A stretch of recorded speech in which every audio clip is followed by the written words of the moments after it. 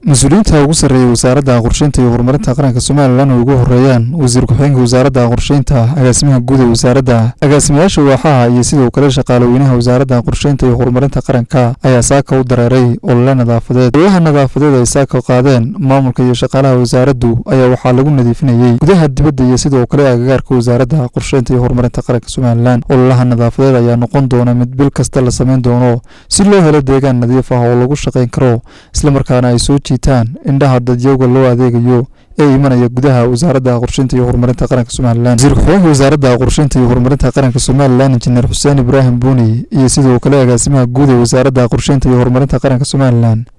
Mudane Mubarak Cabdullaahi Ibraahim Daljir ayaa waxay sheegeen inay muhiim tahay in la sameeyo olole nadaafadeed si loo helo deegaan ku habboon shaqada. Sidoo kalena waxay hay'adaha dawladda ugu baaqeen inay ka qayb qaataan ololaha nadaafadda. Saako waa maalin Khamiis ah oo 29 bishii 8 sida wasiirku sheegay waxaan fulinay ololihii nadaafadda ee wasaaradda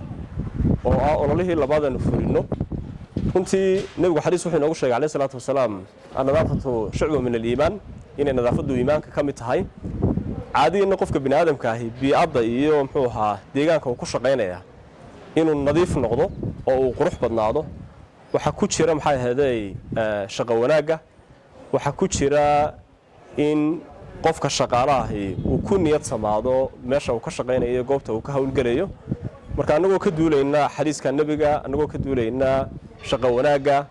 anagoo ka duulayna inaanu xoojino team work iyo muxuu ahaa wada shaqeynta wasaaradda iyo shaqaalaha wasaaradda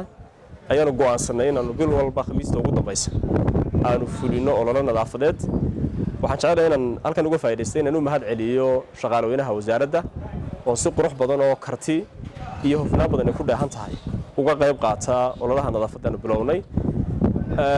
waxaan runtii aanu rajaynaynaa in hay'adaha kale dawladduna ay nagaga daydaan. waxaan ambaleynayaa wasaaradda warfaafinta oo ilaa hadda soo labaysay.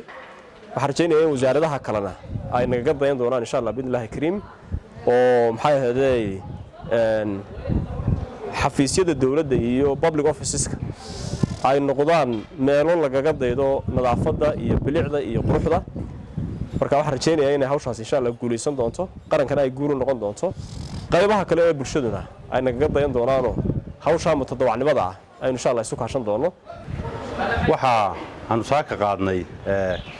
ololihii labaad iminka bil horteedna halkan runtii ka wasaaradda ka bilownay dhammaan shaqaalaha wasaaradda qofka u hooseeya ilaa qofka u sareeya xil ahaan iyo shaqo ahaanba waxaanu si wada jira u bilownay nidaam runtii lagu nadiifinayo amaba lagaga shaqeynayo bilicda wasaaradda maxaa yeelay dadka ka shaqeeya nadiifinta wasaaraduhu meelo badan oo aanay gaadhayn iyo meelo badan oo aanay runtii wax badan ka qabanayn oo jira awadeed waxa noo soo baxday in runtii ay jirto baahi ah in mar gacanta la wada saaro bishiiba hal maalin. marka runtii waxaanu qorsheynay Khamiista u dambaysa bil walba inaanu olole nadaafadeed wasaaradda guud ahaan ku qaadno. fikirka iyo runtii aragtida agaasimaha guud ee wasaaradda cusub ayaa runtii keenay waanan ku bogaadinayaa. waxaan runtii u baahanahay inaanu inagu ama anagu aanu iska nadiifino goobta aanu ku shaqeynayno goobta aan joogno iyo deegaanka runtii shaqada aanu ku qabanayno. waxaan sidoo kale runtii jecelnahay inaanu tusaale wanaagsan ugu noqono guud ahaan hay'adaha dawladda in dadka shaqaalaha dawladdu min top ilaa down in si enforcement ama gacanta wax laga qabto wixii runtii shaqadii si wada jira loo nadiifiyo si shaqaaluhu ay ugu dhiirigelin ugu noqotana runtii waa inaanu la shaqeynaa annagu la xaadnaa la riixnaa la nadiifinaa gacanteeda ku qaadnaa. marka runtii hawshaas aanu saaka wadnay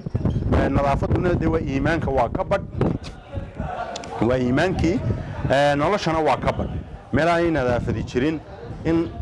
si runtii habsamiya loogu shaqeeyo amaba si saraaxan oo farxad iyo happiness ku dheehan tahay farxadi way adkaanaysaa in lagaga shaqeeyo. sida daraadeed waxaanu go'aansanay inaanu Khamiis bil walba Khamiista u dambaysa inaanu joogtayno qorshahan ah nadiifinta amaba nadaafadda wasaaradda guud ahaan hadday gudaha noqoto iyo hadday dibadda noqoto iyo hadday xafiisyada gudaheeda noqotoba.